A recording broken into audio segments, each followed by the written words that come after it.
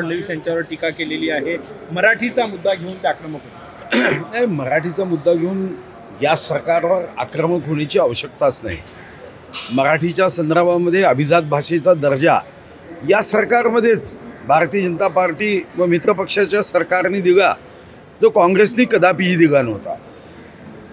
1956मध्ये कर्नाटक सीमेमध्ये मराठी भाषिकांना त्या ठिकाणी जबरदस्तीने पाठवण्याचं काम कोणी केलं? काँग्रेसने केलं.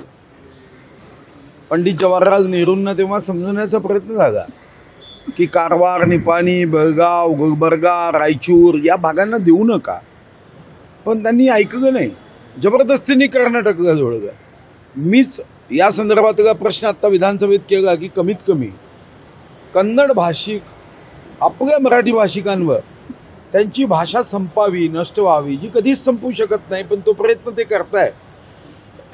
उदय सामंतजी मंत्री यांनी ताबडतोब सांगितलं की या ठिकाणी मराठी भाषेच्या संवर्धन संरक्षणासाठी जेवढा निधी लागेल तेवढा महाराष्ट्र सरकार देईल. मग याचा अर्थ मराठी भाषा, मराठी भाषिक यासाठी राज्य सरकार गंभीर आहे. आणि सन्माननीय राज ठाकरे साहेबांना काही अपेक्षा असतील, काही सूचना असतील, तर त्यांच्याही सूचनांचं स्वागत आहे. शेवटी हा राज्यात कोणत्याही पक्षाचा कोणत्याही व्यक्ती असू द्या, हृदयामध्ये आणि ओठामध्ये मराठी भाषा घेऊनच, त्याचं प्रेम घेऊनच त्याला पुढे जायचं आहे. राज असं म्हटले की मराठी सक्ती लागू करा, आम्ही दुकानच काय शाळाही बंद पाडू. नाही, मराठीचं आहेच ना. आता जेव्हा तुम्हाला मराठी लहानपणी इथं शिकायचं असेल तर मराठी शिकावंच लागते. त्यामुळे मराठी सक्तीची आहेच. हो, राज ठाकरेंनी मुख्यमंत्र्यांना आव्हान दिलेलं आहे की तुमच्यात हिंमत असेल तर तुम्ही 5वी पर्यंत हिंदी भाषा सक्तीची करून दाखवा. नाही, ठीक आहे, तो त्यांचा व्यक्तिगत भाग आहे. समितीचा अहवाल आल्यानंतर त्यावर निर्णय होईल. ते असं देखील बोलले की मराठीच्या मुद्द्यावर मनसेची गालासोबत युती झालेली आहे. म्हणजे गालाने आंदोलनासोबत मारणार असा इशारा आहे हिंदी बोलणाऱ्यांना अप्रत्यक्ष. नाही, ठीक आहे, त्यांनी काय भाषा वापरायची हा त्या पक्षाच्या संस्काराचा भाग आहे. जसे संस्कार तसे उच्चार. राज ठाकरे असे बोलले की निवडणूक आयोगामध्ये सिंधू लावलेला ढोंड आहे. उद्धव ठाकरे बोलले निवडणूक आयोग जेव्हा पराभवावर पराभव, पराभवावर पराभव, पराभवाचे चटके बसतात, तेव्हा आपल्याला सर्व ठिकाणी शेंदूर गावगेच दिसतात. तो उद्धव ठाकरे यांची जी मुलाखत झालेली आहे संजय राऊत यांनी घेतलेली, त्या मुलाखतीला ब्रँड ठाकरे असं नाव देऊन त्याचं प्रमोशन करणार. ते ठाकरे ब्रँड आहे का आता? शेवटी आहे ना, जिवंत का नाही आहे. फक्त तो ब्रँड आता बाजारात चालत नाही एवढंच आहे. ब्रँड का नाही राहत? अनेक ब्रँड आहे बाजारामध्ये, पण प्रत्येक ब्रँड चालतो असं नाही आहे. सध्या ठाकरे ब्रँड हा काही ग्राहकांना पसंती येत नाही आहे, मतदारांना पसंती येत नाही, एवढंच आहे. ब्रँड तर असेल, त्याच्याबद्दल वाद नाही आहे.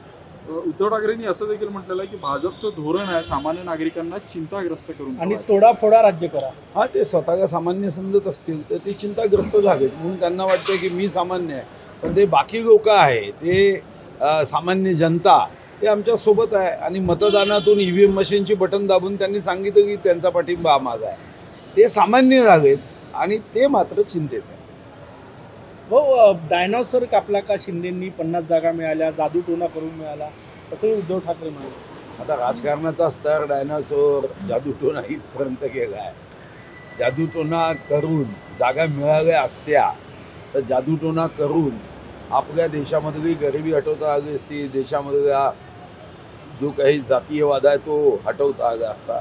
जादूटोना नावाची गोष्ट जगात नाही, आणि जादूटोना करता आला असता तर मला वाटतं की जगामध्ये भारत हा जगामधला सर्वात श्रीमंत आणि पराक्रमी देश राहिला असता. 750 वर्ष गुलामगिरीची आपल्याला भोगावे लागले नसते. जादूटोना नावाची वस्तूच नाही आहे, कपोकल्पित कथा आहे. हो, ऑनलाईन गेमिंग संदर्भात राज्य सरकारने म्हणजे भूमिका मांडली. काय आता पुढचं काय? नाही, ऑनलाईन गेमिंगच्या संदर्भामध्ये हा सुद्धा एक व्यसन आहे. ड्रग्जच्या खालोखाल आज नवीन पिढीला, नवीन जनरेशनला, तरुणाईला या माध्यमातून एक व्यसन लागत आहे. आणि म्हणून ऑनलाईन गेमिंग बेटिंग जुगाराच्या ज्या ज्या पद्धती आहे, ज्याला तुम्ही गेम ऑफ चान्सचा ऐवजी गेम ऑफ स्किल म्हणून याला थांबवत नाही, तर मला वाटतं की कॅसिनो किंवा अशा सर्व गोष्टींच्या संदर्भात एकदा योग्य कायदे करून कायद्याच्या चौकटीत याला बसवणं गरजेचं आहे.